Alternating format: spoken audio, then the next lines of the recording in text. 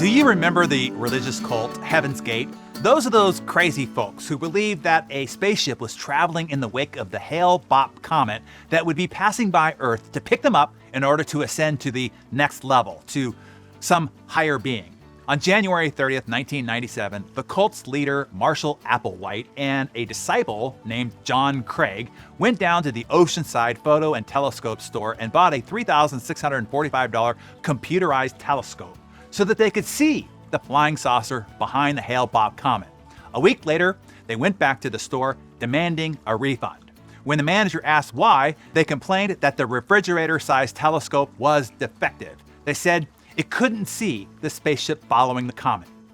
2 months later, 39 people in their newly purchased black and white Nikes put plastic bags over their heads to shed their earthly containers, and they killed themselves. Nothing, not even direct visual proof, was going to convince them against their belief. Crazy, right? Well, you are just as crazy too. But you say, I wouldn't believe something that would kill me. Well, let's take people who smoke, for example. They have been shown the repeated evidence that it causes cancer, contributes to various other chronic health conditions. But smokers often rationalize their smoking by saying they need the cigarettes to help deal with anxiety, or it helps them remain thin because, being overweight is a health risk too, Or they say they don't smoke nearly enough for them to cause any serious harm, or by flatly denying the evidence that supports its health risks. People who eat poorly do the same.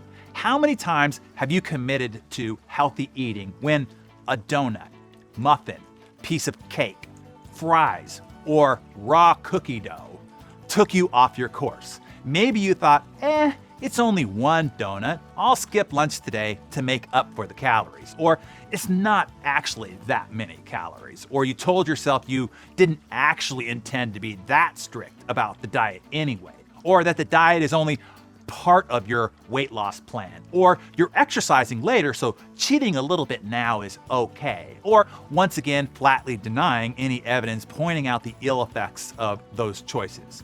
We do this about drinking and getting into a car, staying in unhealthy relationships, staying in unhealthy careers, recycling or not, etc. We have a deep motivational mechanism that underlies our reluctance to admit mistakes or accept scientific findings, even when those findings can save our lives. This is what is called cognitive dissonance. All the decisions that we make about what it is that we believe, what we buy, where we go, what we do, and how we live our lives is driven by seeking consistency with our self-identity. We are all powerfully motivated to maintain mental and identity consistency, not just crazy cult people or even social deviants. All of us.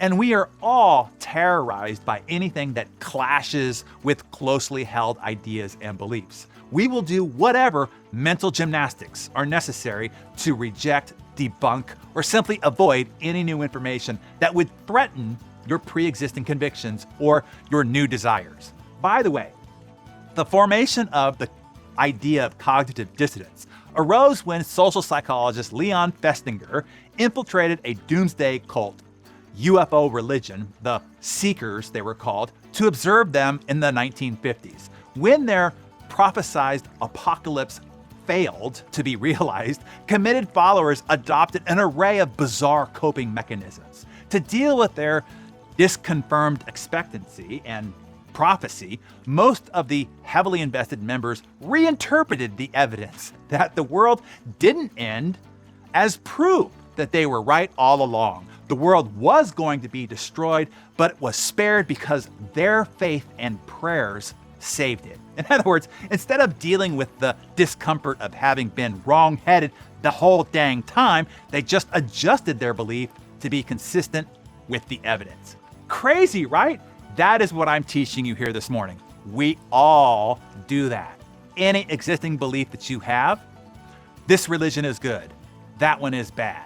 The leftist libtards are bad. The fascist radical right are bad. Trump is the devil incarnate.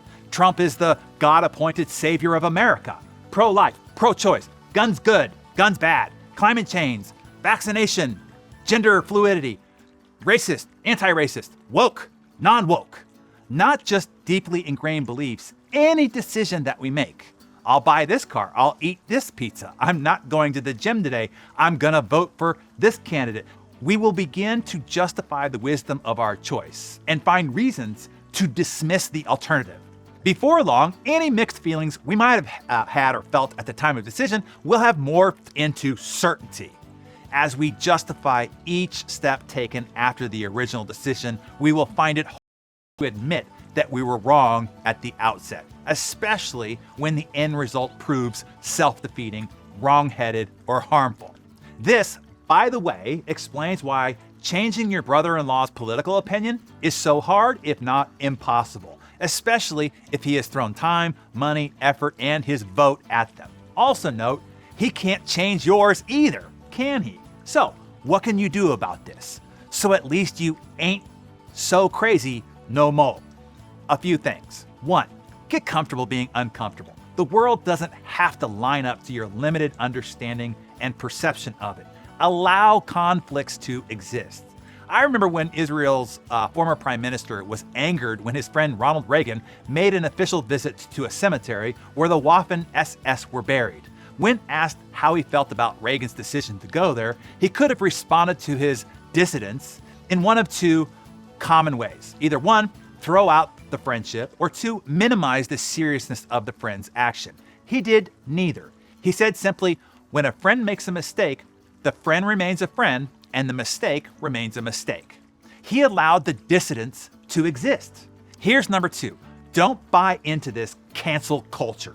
People who are brilliant entertainers, sports stars, actors, comedians, even business leaders, and they say or do something that contradicts your need for their identity consistency, and they're just canceled, careers ended, their entire lives, resumes, lifetimes of contributions terminated.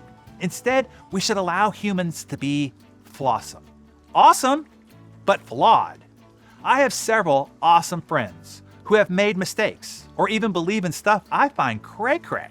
But that doesn't cancel out all the other amazing things about who they are and what they are about.